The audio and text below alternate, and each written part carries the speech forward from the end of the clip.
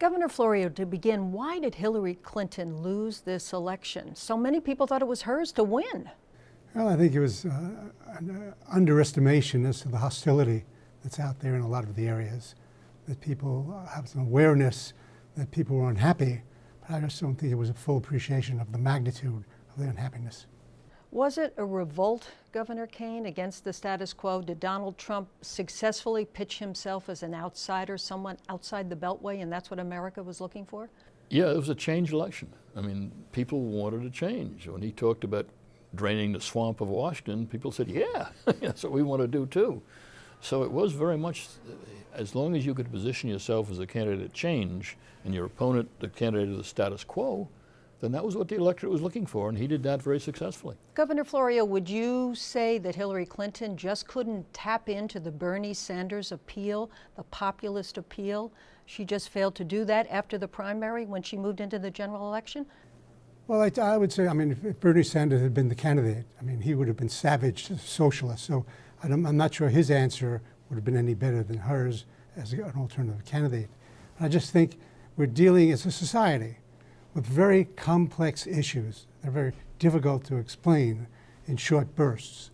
And President-elect Trump has that native skill about being able to make things very understandable. The complex issues that you talk about seems to have led to a great divide in this country, as evidenced in this whole campaign. How does the new president deal with this in his initial taking of the office? How do you deal with this great divide in America today? Well, that's his first responsibility, and it would have been Hillary Clinton's first responsibility to try and close that divide in some ways or other. You can do it in a number of ways.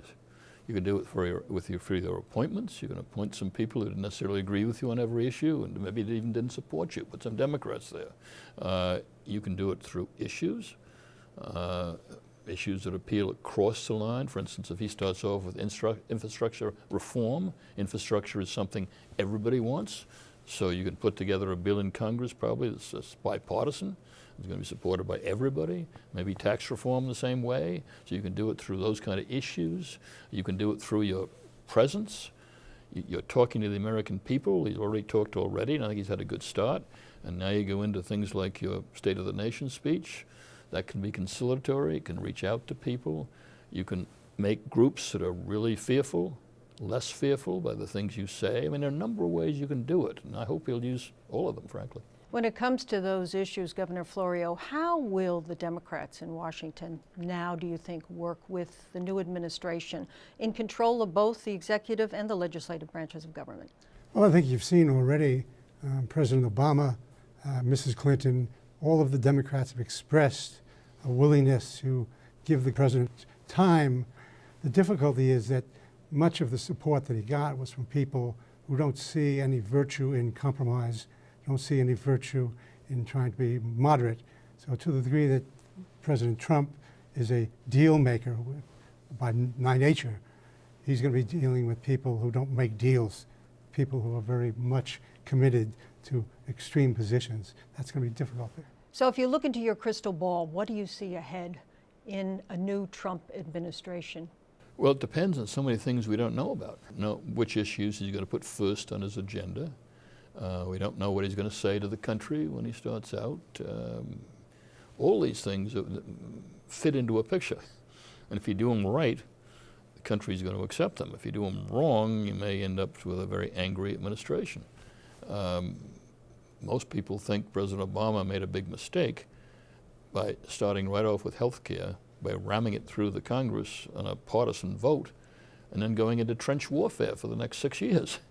Most people would have suggested, I think, to Hillary, as much would Trump, take some issues on that are more bipartisan. Take some issues on that you can take to the country as a unifier, not as a divider. And then maybe you can start with that and then take your next 2 or 3 years a little bit easier.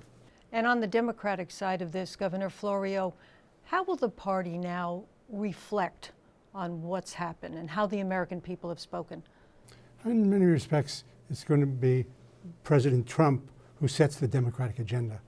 Depending upon how he goes forward and how he succeeds in trying to achieve some goals that are achievable and does it with a bipartisan approach to things, that'll be dictating how responsible or responsive the Democrats will be to his agenda. So he has within his capability to set the tone for what happens. How important is the orderly transition of power? It's absolutely vital to the way we govern, and it's the example we've set to the world. Well, it's one of the fundamental principles of American democracy. One of the things that's always regarded in the United States as an essential part of power. Governors Kean and Governor Florio, thank you very much for sharing your views on this historic election. Thank you, Kent.